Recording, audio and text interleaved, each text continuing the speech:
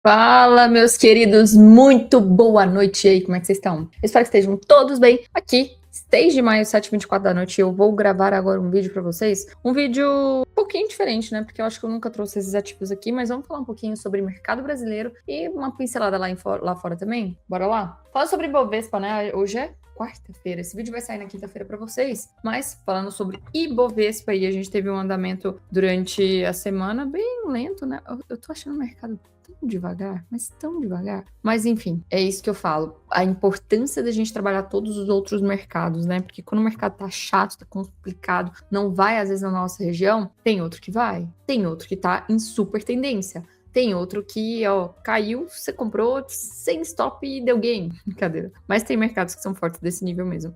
Olhando aqui para o cenário de Bovespa, a gente continua aí perto da última região que a gente trabalhou na semana passada, né? E é bem característico de um movimento de mitigação que está acontecendo aqui. Ou seja, a gente tem ainda um espaço um pouquinho para subir, mas logicamente é um movimento que a queda foi muito forte, né? Foi íngreme, foi brutal, e agora a mitigação tá vindo de forma lenta, devagar, até que a gente encontre novas regiões de oferta para que o preço volte a cair. Então, se essa região não segurar, a gente tem uma próxima região aqui em 191,950 de venda, né? Até 193,320. Passada ali, a gente só tem mais uma última região, que é 195,735 até 196,723. Bem verdade que o mercado brasileiro, até vou confirmar aqui, porque eu vi hoje cedo no nosso Telegram e acabei esquecendo, mas só para confirmar aqui para aparecer para vocês. Aqui. Bem verdade, o índice de sentimento e otimismo, né, do mercado brasileiro está em neutro. Então, tem espaço tanto para o comprador quanto para o vendedor.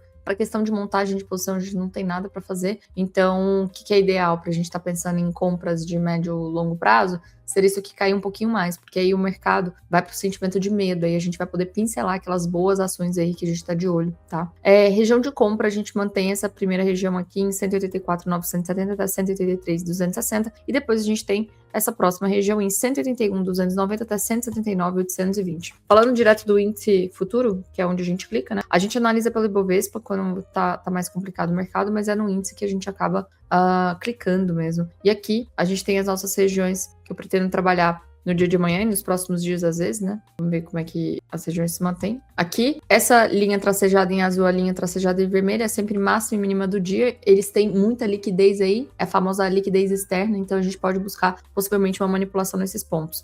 Primeira região que a gente tem de compra aqui, idealmente, né? Já que os 5 minutos está de alta, a gente tem esse ponto de 189. Na verdade, minto, tem que deixar isso aqui em amarelo para tratar um tempo gráfico menor. Vou deixar esse ponto e esse ponto aqui. Ai, meu Jesus. Essa região aqui em amarelo, tá? Justamente por se tratar de tempos gráficos menores, são entradas mais arriscadas que essas outras, mas super válidas e válidas também, tanto como risco quanto por entrada de confirmação. Então, primeira região de compra, novamente, 189,164 até 188,747. Depois, 188,375 até 188,050. Primeira região vendedora foi, de fato, é de fato a máxima do dia de hoje, né? A gente tinha essa região vendedora aqui também anteriormente, acabou furando ela, mas agora a gente atualiza aqui para 191,730 até 192,550. Passou dessa região, a gente vai olhar aqui para 194,885 até 195,620. Acho que não vale falar dos outros por aí, até porque acho que não vale a gente falar das regiões mais acima, porque acho que talvez não tenha nem volume para chegar até o final da semana.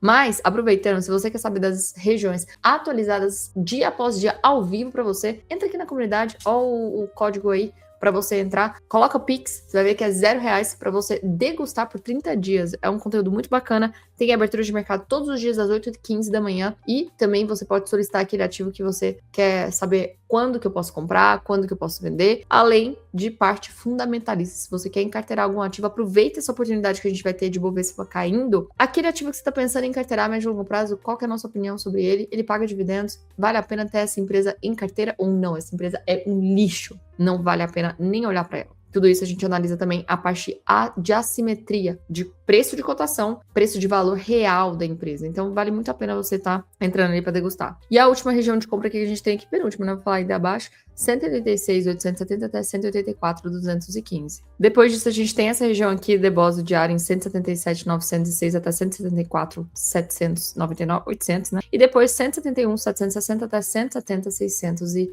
4,15. É isso que a gente tem para o índice. Falando aqui do dolinha, queda livre, meu Jesus amado, esse negócio aqui não para de cair.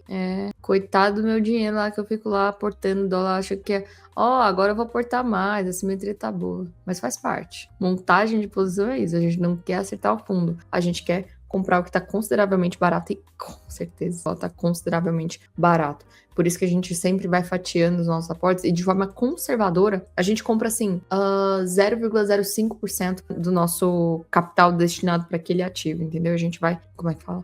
A gente vai diluindo o nosso preço médio por toda essa região aqui, tá? Lembrando que o objetivo disso é a gente fazer a diversificação da nossa carteira também. Então, eu vou usar aqueles ativos que estão mais assimétricos para eu estar aproveitando e aportando. Depois, se esses ativos subirem, né, a gente vai estar desequilibrando a nossa carteira e aí o que a gente vai fazer? Tirar percentual desses ativos que subiram para realocar em outros que estão precisando, fazendo assim um novo reequilíbrio da nossa carteira. É assim que a gente faz montagem de carteira de forma inteligente. Então, pegando aqui as regiões de dólar, a primeira região que a gente tem aqui é de 4,964 até 4,969. Essa barra foi bem imponente, né? A gente não pode ignorar ela, mas a gente vai considerar isso aqui, inclusive, como um possível inducement, né? Faltou uma merreca para tocar essa região que eu tinha aqui do 25 minutos hoje, bem aqui. Então, eu vou estar usando ela como inducement para o preço fazer exatamente esse movimento aqui, ó.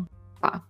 Tá? Então ele tem uma primeira segurada aqui e a segunda segurada nessa região. 4,972 até 4,976. Eu não pretendo comprar dólar aqui, deixa eu ver aqui como é que ficou, 5 minutos. Ele até inverteu o fluxo aqui, a gente pode até considerar isso aqui como uma defesa do médio, mas assim, vou deixar aqui por desencargo de consciência. Mas eu prefiro, sinceramente, se eu fosse ter que operar amanhã, eu vou escolher esperar subir para eu vender, mais fácil. Mas essa região aqui a gente pode considerar como uma defesa do médio do player, de 4,939 até 4,933. Passou dessa primeira região amarela que a gente tem aqui, a gente vem para essa segunda que é em vermelho, lembrando que a amarela é uma região um pouco mais arriscada, tá? Então a azul e vermelho são as melhores, de 4,972 até 4,976, depois 4,993,50 até R$5, né? E depois de 5,008 até 5,017. Falando um pouquinho de mercado lá fora, começando aqui pelo DXY hoje, quando ele tava aqui, eu falei, pessoal, nossa, eu queria tanto, que ele pelo menos desse uma manipulaçãozinha aqui, só que ele acabou nem manipulando. Ele só fez uma fisgadinha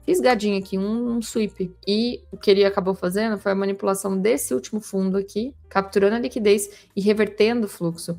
Agora, eu realmente preciso que o DXY segure aqui para subir para essas regiões vendedoras. Essa aqui já não vou contabilizar mais, mas essa primeira e essa segunda aqui, eu não tô falando os valores para vocês, porque vocês não vão operar o DXY, a gente opera os pares aqui, ó, esses pares aqui. Então, ele tem que segurar para vir para cá, e aí sim, quando ele voltar para essa região, aí valeria a pena, ele consumiria toda essa liquidez aqui, valeria a pena ele vir consumir esses fundos. E aí sim, tocar aqui nessa região. Gostaria que esse fosse o mapa. Lembrando que se o DXY sobe, esses ativos aqui caem, tá? E o DXY cai, os ativos sobem. Só um panorama central para vocês, para a gente poder seguir para os outros. Índice. Cara, esse aqui Caiu, comprou, né? Caiu, comprou absurdamente. Primeira região de compra que a gente tem aqui, compra de região de 1 hora, 7,317 até 7,305, depois 7,228 até 7,214 e depois, por último aqui, em 7,127 até 7,102. Eu não queria marcar essa região muito próxima, porque aí eu prefiro que vocês vejam lá na comunidade junto com o Clinton, na pré-abertura, porque ele vai falar de regiões mais curtas, de 25 minutos. Como a gente se fala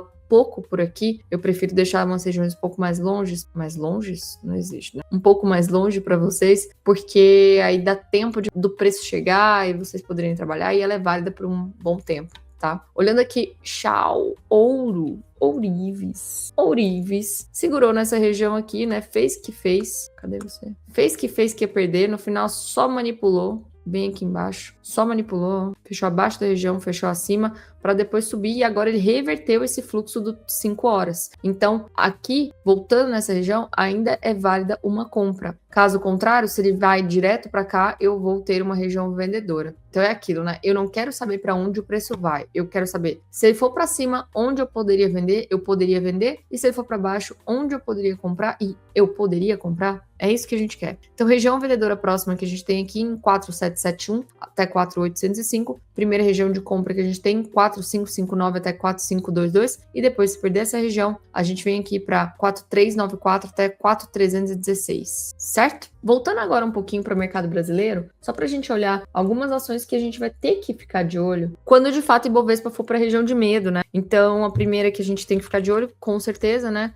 As bigs. Então, Petro, primeira região que a gente tem muito boa compradora aqui. Eu vou, inclusive, deixar minha linha aqui, porque eu quero um alarme, porque eu quero estar atento a esse ponto. De 43,97 até 42,36, região compradora. E próxima região, 39,70 até 38,16. Se a gente for olhar a perspectiva aqui do semanal, né? Tendência é 100% de alta. Tá fazendo essa base aqui. Muito interessante para continuar subindo, que ele faça o quê? Manipule a região aqui de baixo, toque aqui para fazer o nosso spring e voltar a subir. Então é isso que eu estou esperando aqui. Aqui seja a minha captura do spring. Olhando pelos 60 minutos, a gente até tem uma região vendedora aqui, lembrando que é uma região mais fraca, porque a tendência é de alta, mas claramente eu creio, né? Creio eu, que a tendência dos 60 teria que continuar de queda para tocar aqui. Então, se voltar aqui, a gente tem uma possibilidade de venda sim. Lembrando que é mais fraca a venda do que a compra. Aqui em 48,67 até 49,34. Tá nesse meiuca aqui, eu não quero fazer nada. Riente. Belezinha? Vamos falar agora aqui de Vale. Valinha. Valinha para uma tendência forte. Não é tendência